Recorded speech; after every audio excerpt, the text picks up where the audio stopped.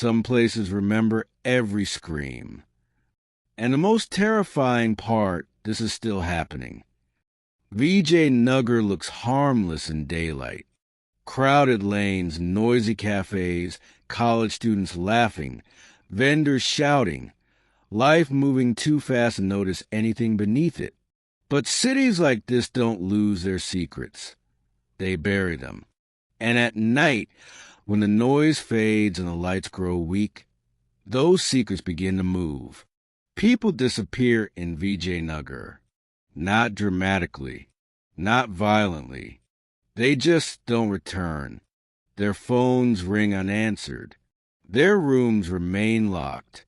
Their names are spoken for a few days and then slowly replaced by new gossip, new news, new distractions. Delhi is good at forgetting. That's how it survives. Arjun was not good at forgetting. He was 27, a freelance journalist who survived on small crime articles no one liked to read. Pickpocket arrests, domestic disputes, missing persons cases that never reach a conclusion. He lived alone in a rented flat near the market, close enough to hear the city breathe through his window at night. 3 months ago, his younger cousin Riya vanished. She had called him at 11:47 p.m., her voice unusually calm. "I'm near Vijay Nagar," she had said. "I'll come home after meeting some friends." She never did. Her phone last pinged near an old residential block behind the main road. Police called it a voluntary disappearance. Arjun knew better. Riya never went anywhere without telling someone. She feared silence. She feared the dark. Arjun started visiting Vijay Nagar after midnight. At first, it was just observation, sitting on benches, watching who walked and who didn't. He noticed patterns quickly. Groups of well-dressed people appearing late at night, entering narrow lanes without shops or cameras, faces pale, eyes reflecting light strangely. No laughter, no urgency. They moved like they had all the time in the world. One night, Arjun followed them. They led him to an old building with no signboard, its paint peeling like dead skin. The gate was unlocked. Inside, a staircase descended into darkness. Arjun hesitated. Every instinct told him to turn back. Then he heard Riya's voice. Not clearly, not loudly, but enough. He stepped inside. The basement smelled of incense and iron. Candles lined the walls. People stood in a circle. Men, women, young, old, silent, waiting. At the center stood a man wearing a long black coat. His posture relaxed, confident. He looked human, too human. "Welcome," the man said softly. "You're late." Arjun froze. The man's eyes met his and smiled. "You're looking for someone," he continued. "Everyone who comes here is." Arjun tried to speak. His throat felt sealed. "She's alive," the man said gently. "For now." A figure stepped forward. Riya. Her skin looked paler, her eyes darker.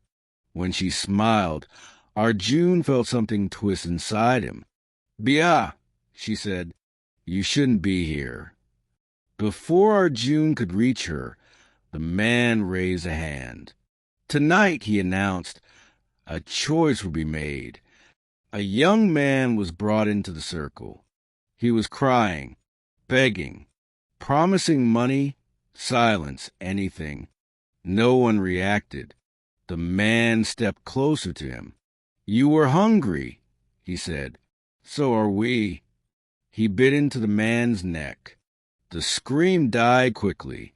Arjun watched blood spill onto the floor and vanish as if the building itself drank it. He ran. The stairs twisted. The walls seemed closer. Behind him, footsteps followed, calm, unhurried. Outside, the street looked normal again. Cars passed. People laughed. No one noticed Arjun screaming. That night, the dreams began. Dreams of underground halls, of chanting, of teeth sinking into flesh, of Riya standing among them, watching without emotion. Arjun returned to Vijay Nagar every night after that. He watched the building. He filmed. He documented faces. Some nights, he saw Riya enter. Some nights, she didn't come out. One evening, the man appeared beside him on the sidewalk. "You're persistent," he said calmly. "What are you?" Arjun asked. The man smiled faintly. "We are what the city created. Hunger, ambition, desperation. Blood was just the easiest currency. You kill people. We balance," the man corrected. "This city consumes millions. We take a few." Arjun tried to expose them. He sent footage to news channels, bloggers, police. Nothing happened. The videos vanished. Files corrupted. Accounts suspended. One night, Riya came to Arjun's flat. She looked different, stronger, colder. "I didn't want this," she said, "but I chose it." "You can leave," Arjun begged. She shook her head. "No one leaves hungry cities." She leaned closer. "You should stop digging." The next day, Arjun published everything online. The story exploded, and so did the violence. People began disappearing faster. Bodies were found drained. The city panicked, and the vampires stopped hiding. One night, Arjun was taken. He woke up in the basement. The man stood over him. "You exposed us," he said calmly. "Now you join us or feed us." Riya looked away. Arjun laughed weakly. "If I disappear," he said, "people will remember." The man leaned down. "They always forget." Sunrise came late that morning. By evening, Arjun's flat was empty. No signs of struggle. No blood. Only his laptop, still recording. And in Vijay Nagar, the nights grew longer, because the city had tasted attention, and it wanted more.